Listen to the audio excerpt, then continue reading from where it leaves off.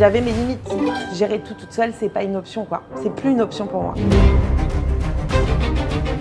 Je manquais d'air, j'avais des clients, j'avais de l'engouement. Et de l'autre, j'étais complètement bloquée parce que je me disais, je peux pas assumer tout ça toute seule. C'est des rythmes pas possibles, c'est du 4h du matin, 2h du matin. Honnêtement, si j'avais pas eu l'aide de Entrepreneurs, j'aurais pas pu décoller comme j'ai décollé. Je peux me permettre d'avoir un bébé en route, chose que je n'aurais jamais pu me permettre à l'époque. Donc en un client, j'ai réussi à faire la volumétrie de CA de ma première année. C'est un volume d'affaires qui représente à peu près 300 000 € à l'année. Il y a eu une marge de progression d'à peu près 30-40% par rapport à l'année 1 et je peux déjà vous le signer que la troisième année sera incroyable.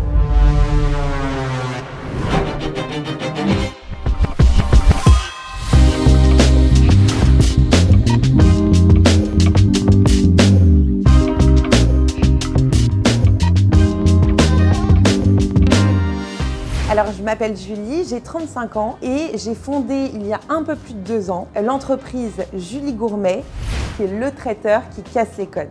J'étais pas du tout partie pour faire de la restauration ni du traiteur dans ma vie. J'ai fait des études commerciales, j'ai même été directrice commerciale dans une start-up tech. Et puis, il s'est passé quelque chose dans ma vie qui m'a fait un vrai déclic.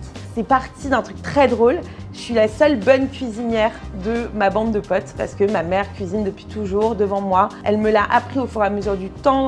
Je la regardais faire, etc. Ça me passionnait. Pendant le Covid, tous les copains de mes copines m'appelaient en disant « Fais quelque chose, on va se taper des nuggets frites pendant 3 mois, on va finir obèse, ça va pas le faire. » Et là, je me suis dit « Ah, bah, j'ai un petit truc là.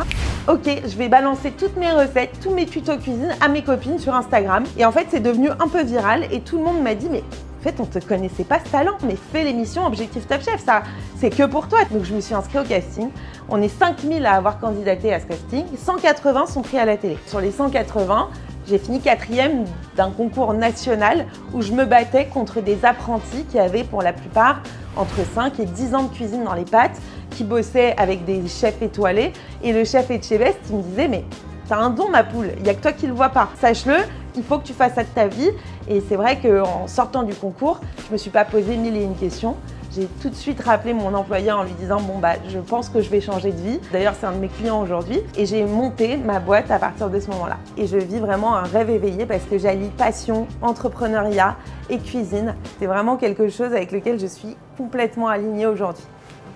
Et j'ai appris il y a 5 mois que j'étais enceinte.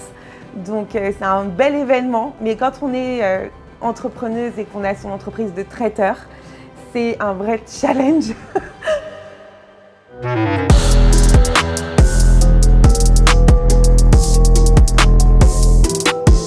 Avant entrepreneur, j'arrivais pas en fait à scaler, à automatiser des choses, des tâches répétitives qui me prenaient beaucoup de temps et beaucoup d'énergie. Je faisais tout toute seule, j'avais un peu d'aide, d'extra que je prenais ponctuellement, etc. Mais je devais toujours être là pour contrôler la qualité des plats qui étaient envoyés. Les événements, par contre, j'en ai jamais loupé un. C'est des rythmes pas possibles, c'est du 4h du matin, 2h du matin parfois. Et c'est éreintant en fait, tout simplement. Honnêtement, si j'avais pas fait appel ou en tout cas eu l'aide de Entrepreneurs, j'aurais pas pu décoller comme j'ai décollé et j'aurais pas pu atteindre le niveau que j'ai atteint aujourd'hui 8 mois plus tard, quoi. J'avais mes limites physiques et morales et psychologiques. Gérer tout toute seule, c'est pas une option, quoi. C'est plus une option pour moi.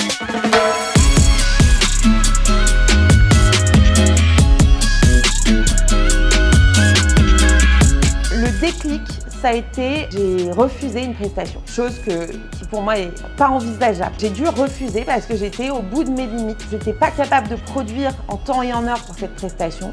Et là, j'ai eu un déclic, je me suis dit, non mais attends cocotte, tu te donnes du mal là pour te faire connaître, pour avoir de la visibilité. Et quand il te passe commande, c'est-à-dire le Graal, tu refuses. Et donc là, je me suis dit, non.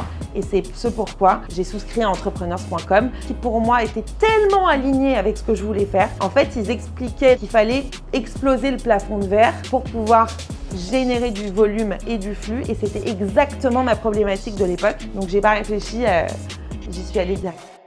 Je voyais qu'on était dans l'univers entrepreneurial d'excellence en France, qu'on était face à des acteurs qui avaient fait leurs preuves et qui étaient connus par leurs résultats. Donc pour moi, c'était assez d'éléments pour me faire croire au projet, croire en l'accompagnement et y aller en fermant les yeux, quoi. Vraiment, je ne me suis pas posé du tout de questions.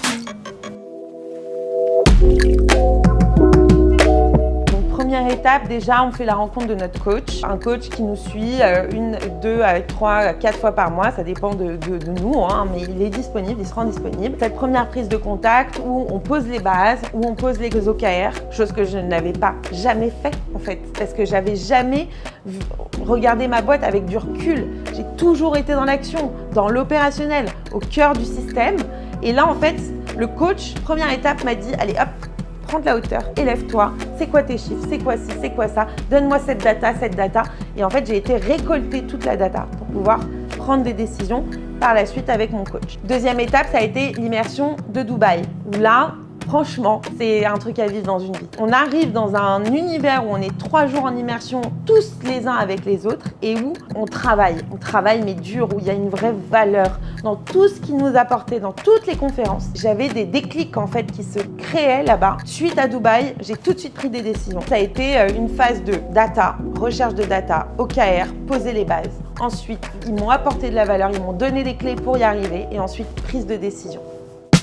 Aujourd'hui, après l'accompagnement, déjà j'ai signé un énorme contrat que j'aurais jamais pu signer avant avec une grosse boîte en fait qui m'a pris en exclusivité pour tous leurs événements traiteurs. C'est un volume d'affaires qui représente à peu près 300 000 € à l'année. Et ça, j'aurais pas été capable de le faire toute seule. 300 000 €, c'est le CA que j'ai fait pour ma première année d'activité.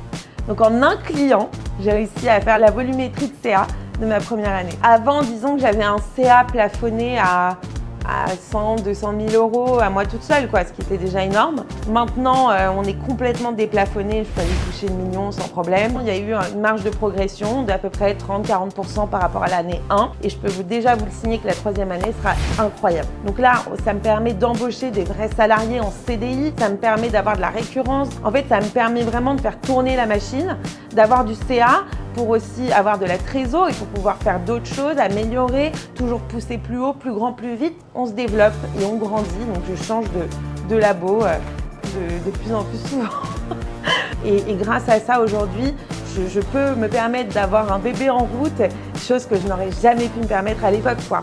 Tout est automatisé, tout va se scaler, tout va être délégué. Je ne serai plus que la chef d'orchestre et je ne serai plus du tout dans l'opérationnel et gérer mon entreprise comme une chef d'orchestre.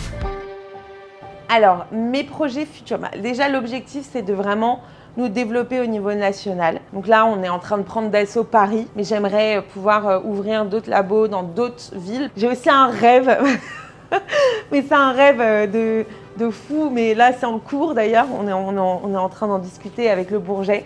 Je rêverais que mes bouchées soient dans les airs, dans tous les jets privés du Bourget. Ceux qui font des Paris-Monaco, des Monaco-New York, je veux être dans ces jets privés. Et en objectif, là, moi, l'idée, c'est d'aller péter le million la 3e année. Après, quand on aura le million, c'est d'avoir une croissance exponentielle dans toute la France.